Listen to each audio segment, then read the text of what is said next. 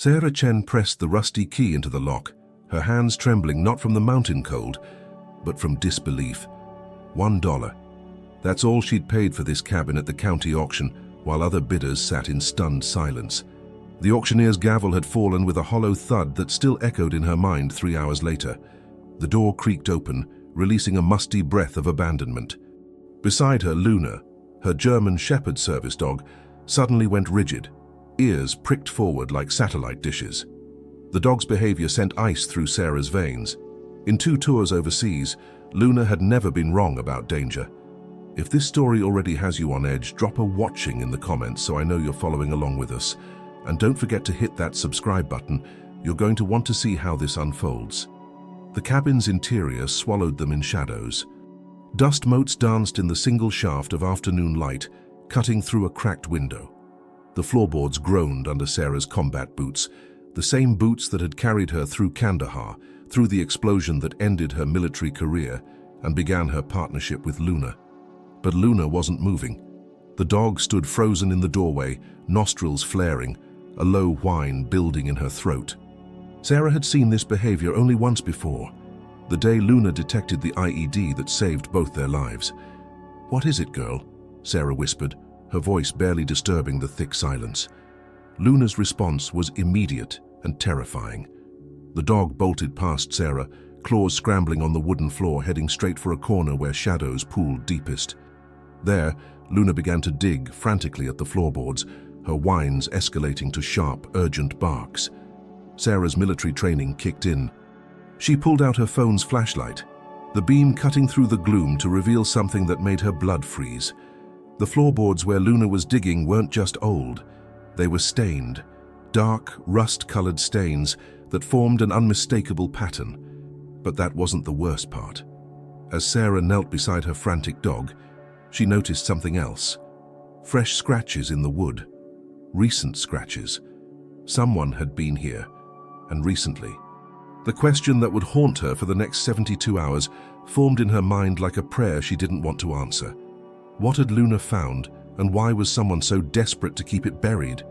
Sarah's flashlight beam trembled as she examined the scratches more closely. They weren't random, they formed letters, carved deep into the wood with something sharp. H-E-L-P.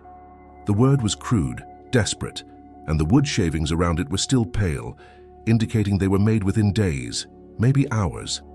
Luna's digging intensified, her claws now scraping against something solid beneath the floorboards. The sound was different, metallic, hollow. Sarah's heart hammered against her ribs as she realized what her dog had found wasn't just buried in the floor. It was a container of some kind. The veteran in her catalogued every detail. The cabin's isolation, the impossibly low auction price, the way the previous owner's name had been mysteriously omitted from all the paperwork. Someone had wanted this place to disappear, and they'd nearly succeeded.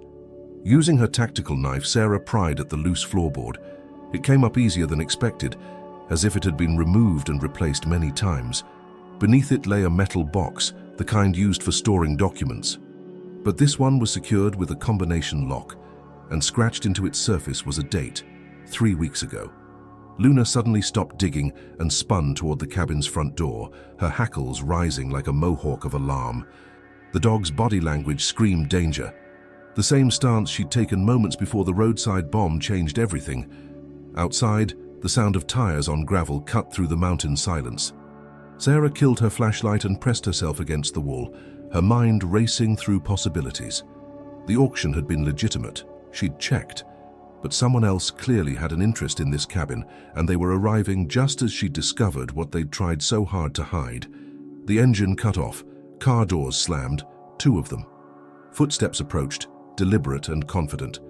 These weren't lost hikers or curious neighbors. These were people who knew exactly where they were going. Luna positioned herself between Sarah and the door, every muscle coiled for action. The dog's training was military grade, just like Sarah's, and both of them recognized the sound of trouble approaching. A man's voice carried through the thin cabin walls. "The car's here. She found it faster than we expected," a woman responded, her tone cold and professional. "Doesn't matter. We clean this up now, before she digs any deeper." Sarah's blood turned to ice water. They weren't here by coincidence. They'd been watching, waiting. The $1 auction hadn't been a lucky break. It had been bait, and she'd walked right into the trap. The footsteps stopped just outside the door. In the silence that followed, Sarah could hear her own heartbeat thundering in her ears. Luna's breathing was controlled, ready. Whatever was in that metal box, people were willing to kill for it. The door handle turned with a soft click that sounded like a death sentence. Sarah's mind shifted into combat mode, the same cold clarity that had kept her alive in Afghanistan. She grabbed the metal box and Luna's collar, then moved silently toward the cabin's back window. Her service dog understood immediately, padding beside her without a sound. The front door opened with deliberate slowness.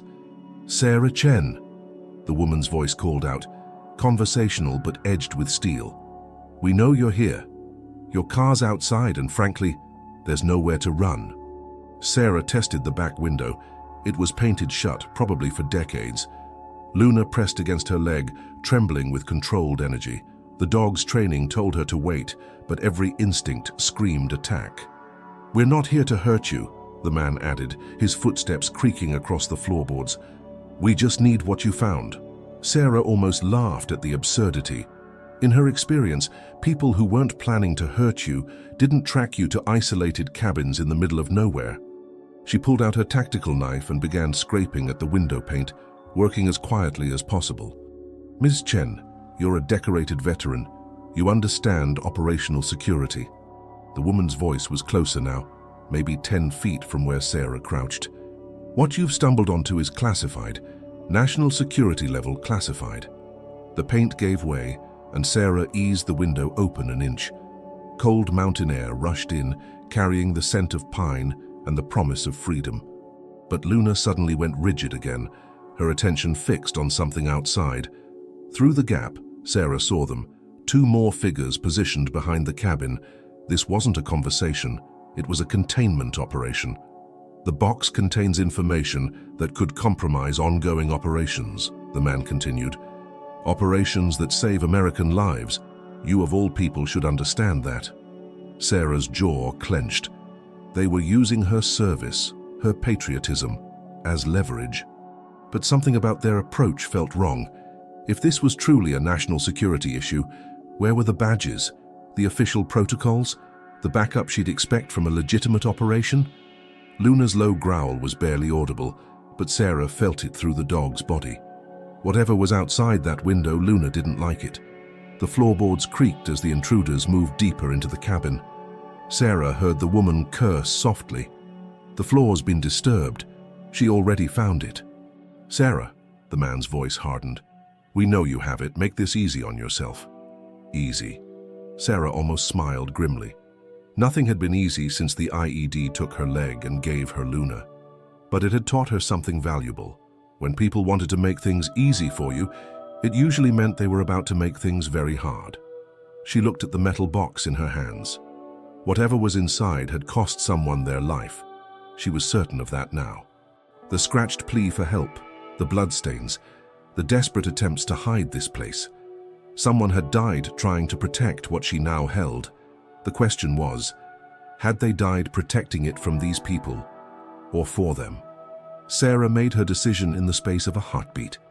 She couldn't go out the window, not with 4 people surrounding the cabin, but she had something they didn't expect: Luna's training and her own refusal to be cornered again. She moved to the cabin's small kitchen area, where a back door led to what looked like a root cellar. The door was partially hidden behind a hanging tarp, invisible unless you were looking for it. Sarah tested the handle. Unlocked. "Ms. Chen, we're running out of patience," the woman called out. "And frankly, so is our timeline." Timeline. That word sent alarms through Sarah's mind. Whatever this was about, it was happening soon. The box wasn't just evidence. It was intelligence about something imminent. Sarah opened the cellar door and peered down. Stone steps descended into darkness, but Luna's body language suggested the space was clear. She grabbed her phone and quickly typed a text to her sister. "If you don't hear from me in 24 hours, call FBI. GPS coordinates attached. Tell them about the cabin." She hit send just as footsteps approached the kitchen area. "Found something," the man announced. fresh boot prints leading to... Sarah didn't wait to hear the rest. She and Luna descended into the cellar, pulling the door shut behind them. The space was larger than expected, carved directly into the mountain rock. Her phone's flashlight revealed something that made her stomach drop. This wasn't just a root cellar, it was a bunker. You're probably wondering what Sarah just walked into, right? Drop a bunker in the comments if you think she's about to uncover something huge. And hit that like button. This story is just getting started. The walls were lined with metal shelving, most of it empty now, but the mounting brackets suggested serious equipment had once been stored here. Military-grade equipment. Sarah recognized the setup from forward operating bases. This was a communications center. Luna moved ahead, her nose working overtime. The dog led Sarah deeper into the bunker, past empty equipment racks, to a desk built into the rock wall. On it sat an old computer, its screen dark but the power light still glowing green. Someone had been using this recently. Above them, Sarah heard the cellar door rattle. "It's locked," the woman said, "but not from our side." "Blow it," the man replied without hesitation. Sarah's blood chilled. These people weren't just willing to kill, they'd come prepared for it. She quickly examined the computer screen. A password prompt glowed, waiting. But beside the keyboard, someone had left a note in the same desperate handwriting that had carved help into the floorboards above. "If you're reading this, they found me. The password is Luna's birthday. Trust the dog. Trust yourself. The truth is in the box, but the proof is in the files. Upload everything to the secure server. Address in my jacket pocket. They can't stop what's already out there. MR." Sarah's hands shook as she read the note. Someone named MR had known she was coming. Had known about Luna. But how was that possible? The sound of footsteps on the cellar stairs made her decision for her. Sarah opened the metal box with trembling fingers, and what she found inside made the world tilt on its axis. Photographs, dozens of them. Pictures of her own military unit taken during her deployment. Pictures of the convoy route where she'd been injured. Pictures of the IED placement, taken before the explosion. And in the corner of every photograph was a timestamp, showing they were taken by someone who knew exactly when and where the attack would happen. Someone had set up her unit. Someone had wanted them dead. The footsteps were getting closer, but Sarah couldn't move, because the last photograph in the box showed her own face, circled in red ink, with a single word written beneath it: survivor. She was supposed to have died in that explosion. And now, 3 years later, someone was finishing the job. Sarah's world collapsed into a single devastating truth. She hadn't survived an attack. She'd survived an assassination attempt. Her hands shook as she flipped through more photographs, each one a nail in the coffin of everything she'd believed about her service, her injury, her life. Luna pressed against her leg, sensing her distress, but also alert to the approaching footsteps. The dog's training was absolute. Protect Sarah at all costs. But Sarah was drowning in revelations that rewrote her entire existence. The computer screen flickered, and Sarah forced herself to focus. MR had said Luna's birthday was the password. But how could a stranger know her dog's birthday? Unless... Sarah typed in the date, her fingers moving automatically while her mind reeled. The system unlocked immediately, revealing files that made her stomach lurch. Operation Clean Slate. Her unit designation. Her name. And a kill order dated 3 days before the IED explosion. "They're in the bunker," a voice called from above. "Seal the exits." Sarah scrolled frantically through the files. Names she recognized, her commanding officer, the intelligence liaison who'd briefed them on the convoy route, even the medic who'd treated her after the explosion.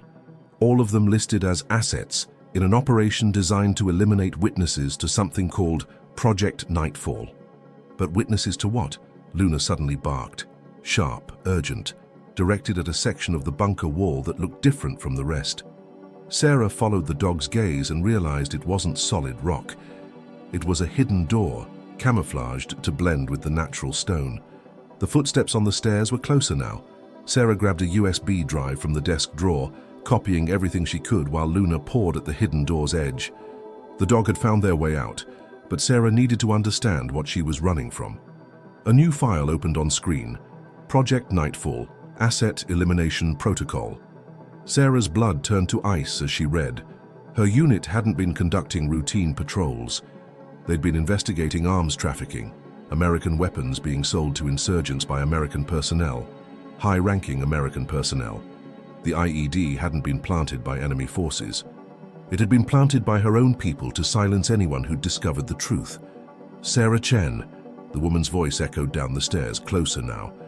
We know you're reading the files. You need to understand, this is bigger than you, bigger than your unit. National security depends on this staying buried. Sarah almost laughed bitterly. National security. They'd murdered American soldiers and called it national security. Luna managed to trigger the hidden door mechanism. It swung open silently, revealing a tunnel carved into the mountain itself. But as Sarah prepared to run, she saw something that stopped her cold. On the computer screen, a new message had appeared. Live feed activated. Broadcasting to secure server. The world is watching. MR hadn't just left her evidence, he'd left her a weapon. The tunnel stretched into darkness, but Sarah could feel air movement suggesting it led outside. Luna bounded ahead, her training taking over, but Sarah hesitated at the computer.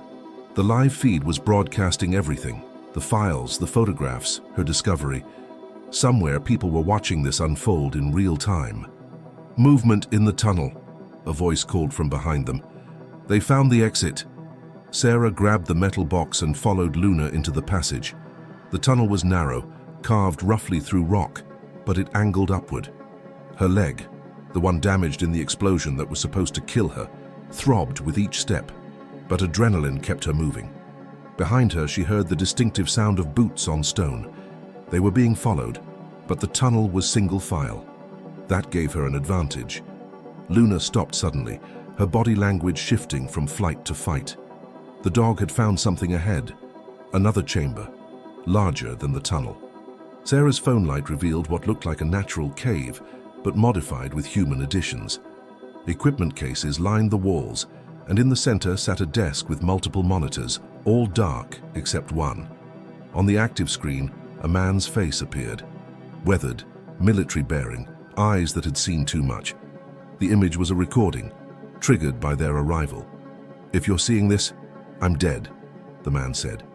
My name is Major Robert Hayes, and I've been investigating Project Nightfall for 8 months. Sarah, if you're the one watching this, then Luna led you here just like I trained her to. Sarah's knees nearly buckled. I trained her to. Luna hadn't been assigned to her randomly after her injury.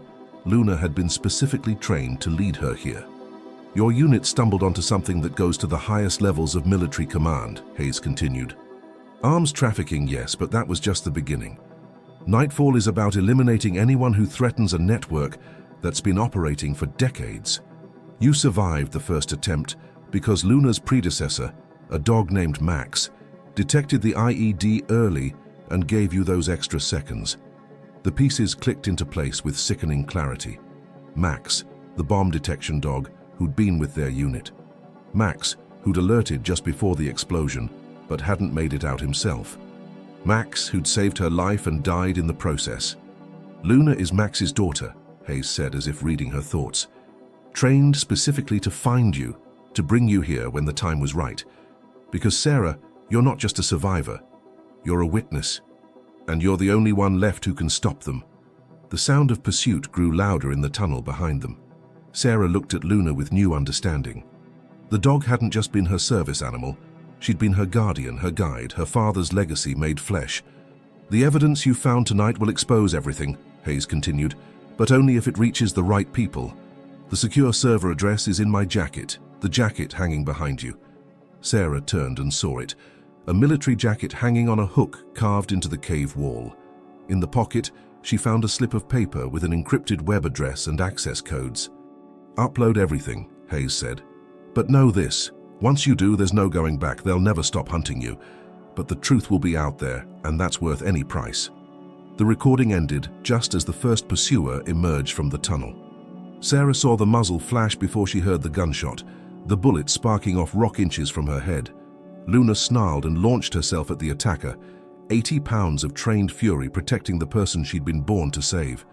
Sarah used those precious seconds to plug the USB drive into Hayes' computer, and begin the upload. The progress bar crawled forward, 15%, 30%, 45%. Another gunshot echoed through the cave. Luna yelped, not in pain, but in rage. Sarah spun to see her dog locked in combat with a man in tactical gear, while two more figures emerged from the tunnel. 60%, 75%. "Stop the upload," the woman shouted. "Kill the connection." But Sarah was a veteran, and veterans don't abandon their missions, even when the mission means sacrificing everything they have left. 90%, 95%. Luna's fierce growl filled the cave as she held the line, protecting Sarah with the same courage her father had shown in that convoy 3 years ago. 100%. Upload complete. The truth was out there now. Whatever happened next, the world would know. The upload completion triggered something Sarah hadn't expected. Alarms, not in the cave, but from the pursuers' equipment. Radio chatter erupted in panicked bursts. "Upload detected. Files are live. Abort containment. Initiate Protocol 7. Protocol 7. Sarah didn't know what that meant, but the terror in their voices told her everything. Whatever Hayes had prepared, it was bigger than just evidence. It was a dead man's switch that had just activated. Luna broke free from her attacker, blood matting her fur, but her eyes still fierce. The dog positioned herself between Sarah and the three armed figures, her training absolute even in the face of overwhelming odds. "You have no idea what you've just done," the woman said, lowering her weapon slightly. "Those files don't just expose Nightfall. They expose everyone, allies, assets, operations spanning decades. You've just painted targets on thousands of innocent people." Sarah felt a moment of doubt, but then she remembered the photographs. Her unit, circled in red. Max, dying to save them. Hayes murdered for trying to expose the truth. "Innocent." Sarah's voice was steady, despite her racing heart. "Like my unit was innocent. Like the soldiers who died because you sold weapons to the people killing them." The man Luna had attacked was struggling to his feet, his tactical vest torn but his weapon still functional. "Orders are orders, Chen. You of all people should understand that." "I understand following orders," Sarah replied. "But I also understand the difference between orders and murder." The cave suddenly filled with new sound, helicopter rotors, approaching fast. The pursuers' radio chatter intensified, but now it carried a different tone. Confusion, fear, negative control. "We are not requesting extraction. Repeat, we did not call for backup." Sarah realized what Hayes had really prepared. The upload hadn't just sent evidence to journalists or investigators. It had triggered automatic alerts to every major news network, law enforcement agency, and congressional oversight committee simultaneously. The cavalry wasn't coming to rescue the bad guys. It was coming to arrest them. Luna's ears perked up, her body language shifting from defensive to alert. The dog had identified the approaching aircraft as friendly, somehow distinguishing between threat and rescue in ways that still amazed Sarah. "You're all under arrest," a voice boomed from overhead, amplified through the helicopter's speakers. "This is FBI hostage rescue team. Drop your weapons and exit the cave with your hands visible." The woman cursed viciously, her professional composure finally cracking. "This was supposed to be contained. How did they—" "Because Major Hayes was smarter than all of you combined," Sarah said, understanding flooding through her. "He didn't just gather evidence. He built a system that would automatically expose everything if anything happened to him. You killed him, but you activated his revenge." The tactical team was retreating toward the tunnel, but Sarah could hear boots on rock from that direction too. Hayes had chosen this location perfectly, one way in, no way out, and positioned where rescue could arrive quickly once the alert was triggered. Luna moved to Sarah's side, pressing against her leg in the way she'd been trained to provide comfort and support. The dog's breathing was labored from the fight, but her eyes remained alert, watching the retreating figures. "Sarah Chen." A new voice called from the tunnel, authoritative but not threatening. "This is Agent Martinez, FBI. Are you injured? Do you need medical assistance?" "I'm okay," Sarah called back, "but my dog needs attention. She's been shot." Sarah knelt beside Luna, running her hands over the dog's body, checking for wounds. What she'd thought was blood turned out to be mostly dirt and rock dust. Luna had been grazed but not seriously injured, her father's luck perhaps finally balancing the scales. As FBI agents flooded the cave, Sarah looked at the computer screen where Hayes's final message still glowed. The upload counter showed not just completion, but distribution. 847 news outlets, 23 government agencies, 156 congressional offices, and 12 international human rights organizations. The truth wasn't just out there, it was everywhere. 6 hours later, Sarah sat in a federal building conference room, Luna sleeping at her feet, both of them cleaned up and medically cleared. Through the window, she could see news vans lining the street, their satellite dishes pointed skyward, like flowers following the sun.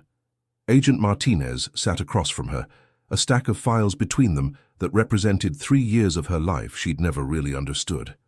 "The 3 individuals in the cave have been arrested," he said, "along with 17 others in coordinated raids across 4 states. But Sarah, this is just the beginning." Sarah stroked Luna's head, drawing comfort from the dog's steady breathing. "How many others were there? How many soldiers died because of Nightfall? We're still investigating, but preliminary evidence suggests at least 47 incidents over the past 8 years. IEDs, sniper attacks, convoy ambushes, all targeting units that had stumbled onto evidence of the arms trafficking network. 47. Sarah closed her eyes, seeing faces of soldiers she'd known, friends who'd died in attacks that everyone assumed were just the cost of war. They'd been murdered by their own people, and their families would never know the truth. "Major Hayes spent 2 years planning this," Martinez continued. "He knew he was being watched, knew they would eventually kill him, so he created Luna's training program as a backup plan. If something happened to him, Luna would eventually lead you here. But how did he know I'd buy the cabin?" Martinez smiled grimly. "He didn't. He bought it himself 3 years ago under a false name. Then he arranged for it to be auctioned when the time was right, with the bidding rigged to ensure you'd get it for almost nothing. He knew your financial situation, knew you'd been looking for somewhere isolated to recover.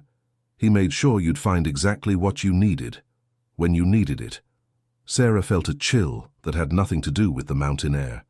"He manipulated my entire life." "He saved your life," Martinez corrected. "Multiple times. The cabin auction wasn't the first intervention. That job interview that led to your disability benefits being expedited? Hayes pulled strings, the veterinarian who recommended Luna specifically for you. Hayes arranged that too. He'd been protecting you for 3 years, preparing for this moment." Luna stirred at Sarah's feet, looking up with eyes that suddenly seemed to carry the weight of inherited purpose. This dog hadn't just been trained to help with PTSD, she'd been trained to complete her father's mission. "What happens now?" Sarah asked. "Now? Now you testify before Congress. Now you help us unravel a conspiracy that goes back decades. Now you make sure that every soldier who died because of Nightfall gets justice." Sarah looked out the window at the gathering media storm. Her quiet life, her anonymous recovery, her hope for peaceful obscurity, all of it was over. But as she watched the news crews preparing to tell the world what she'd discovered, she realized something important. She didn't want obscurity anymore. She wanted justice. If you've been following Sarah's incredible journey this far, drop a justice in the comments. Do you think she made the right choice exposing everything? And make sure you're subscribed, because this story isn't over yet. "There's something else," Martinez said, sliding a photograph across the table. "We found this in Hayes's personal effects." Sarah picked up the photo and felt her breath catch. It showed her military unit, all of them, taken during a rare moment of downtime in Afghanistan. But it wasn't the faces that shocked her. It was the handwriting on the back. "To my daughter Sarah, may you find the courage to finish what I started. Love, Dad. Major Robert Hayes." The room spun around Sarah as the final piece clicked into place. Hayes hadn't just been investigating her unit's attack. He'd been investigating his own daughter's attempted murder. Luna wasn't just trained to find her. Luna was her sister, both of them daughters of a man who'd spent his final years orchestrating justice from beyond the grave. Sarah looked down at Luna, who was watching her with intelligent eyes that suddenly seemed heartbreakingly familiar. "Hello, sister," she whispered. Luna's tail thumped once against the floor, as if she'd been waiting 3 years for Sarah to finally understand. 3 months later, Sarah stood before the Senate Armed Services Committee, Luna beside her in a formal service vest that bore a new patch. In memory of Max, K9 Hero. The hearing room was packed with media, military families, and survivors of attacks that were no longer classified as random acts of war. Ms. Chen, Senator Williams leaned forward, his voice carrying the weight of institutional authority.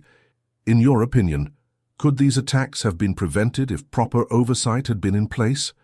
Sarah looked out at the gallery, seeing faces she recognized from news coverage, families of the 47 confirmed victims of Operation Nightfall. Their eyes held a mixture of grief and hope that justice might finally be served. Senator, with respect, that's the wrong question, Sarah replied. The question isn't whether they could have been prevented. The question is why it took my father's death to expose a conspiracy that military intelligence knew about for years.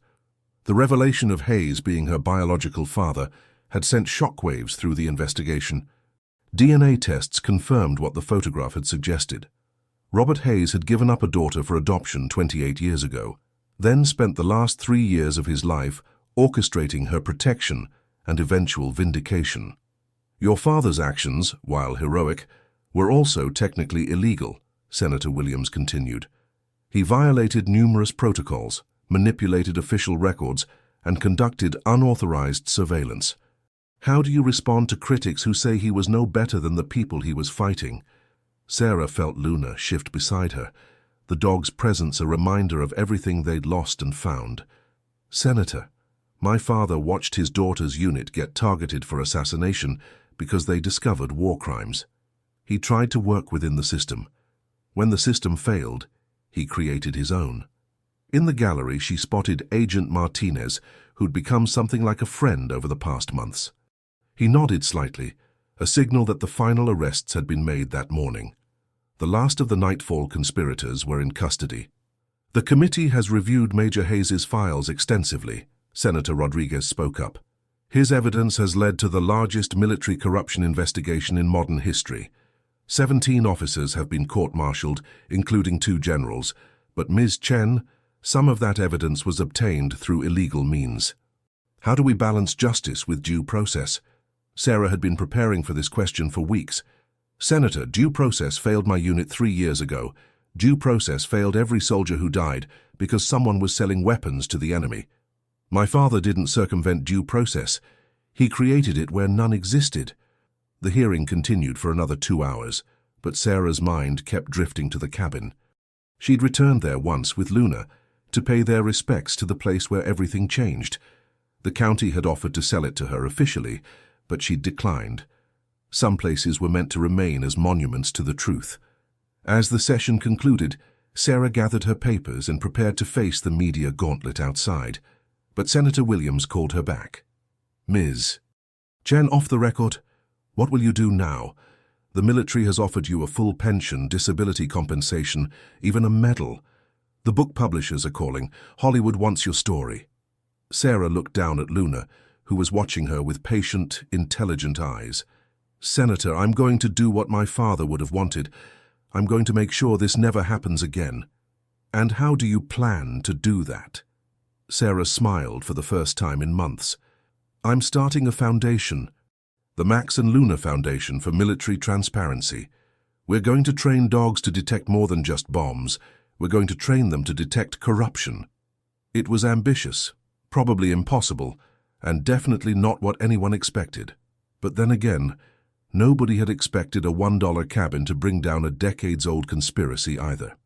1 year later, Sarah stood in the training facility of the Max and Luna Foundation, watching a young veteran work with a German Shepherd puppy. The dog was learning to identify the scent markers of stress, deception, and fear, skills that might one day help expose the next Operation Nightfall before it could claim lives. Luna, now officially retired from active service, supervised the training with the dignity of a senior officer. At 4 years old, she'd already accomplished more than most humans, but her most important work was just beginning. She was teaching the next generation. Sarah. Agent Martinez approached, carrying a file that looked ominously familiar. We've got something. Sarah's stomach tightened. Over the past year, The Nightfall investigation had revealed connections to other operations, other cover-ups. Each revelation brought justice for past victims, but also exposed new threats. "What is it this time?" she asked. "A military contractor in Texas, overcharging for body armor, then shipping defective equipment to forward operating bases. 3 units have reported equipment failures in the past 6 months. Sarah felt the familiar fire ignite in her chest. Soldiers were dying because someone was cutting corners for profit. Again. "How many casualties?" 14 confirmed. "But Sarah, this one's different. The contractor has connections to some very powerful people, people who won't go down without a fight." Sarah looked at Luna, who had stopped supervising the training and was now watching their conversation with alert interest. The dog seemed to understand that duty was calling again. "Martinez, do you remember what my father wrote in his final message? That the truth is worth any price." "Exactly." Sarah reached for the file. "And Luna and I are living proof that some prices are worth paying." As she opened the file and began reading, Sarah felt the weight of inherited purpose settling on her shoulders. Her father had started something that couldn't be stopped by his death. Luna had carried the mission forward. Now it was Sarah's turn to ensure that no soldier would ever again die because someone chose profit over honor. The Foundation's motto, carved into the wall behind her, captured everything she'd learned. Truth is the only armor that never fails. Outside, the sound of helicopters filled the air, not the threatening sound of pursuit, but the hopeful sound of justice arriving. Another investigation was beginning. Another conspiracy would be exposed. Another group of families would finally learn the truth about their loved ones' deaths. Luna padded over and sat beside Sarah, her presence a reminder that some bonds transcend death, that some missions span generations, and that sometimes the most important battles are fought not with weapons, but with courage and an unwavering commitment to the truth. Sarah closed the file and looked at her sister, because that's what Luna truly was in every way that mattered. "Ready for another mission, girl?" Luna's tail wagged once, a gesture that somehow contained all the determination of her father Max, all the wisdom of Robert Hayes, and all the hope of every soldier who'd ever trusted their life to the person beside them. The truth was worth any price, and Sarah Chen, daughter of a hero, sister to a legend, was ready to pay it. What do you think about Sarah's incredible journey from a $1 cabin to exposing one of the biggest military conspiracies in history? Her father's love transcended death itself, and Luna proved that sometimes the most important family members walk on 4 legs. If this story moved you, drop a comment about what courage means to you. And remember, sometimes the truth is hidden in the most unexpected places, waiting for someone brave enough to dig it up. Subscribe if you believe that justice, no matter how long it takes, is always worth fighting for.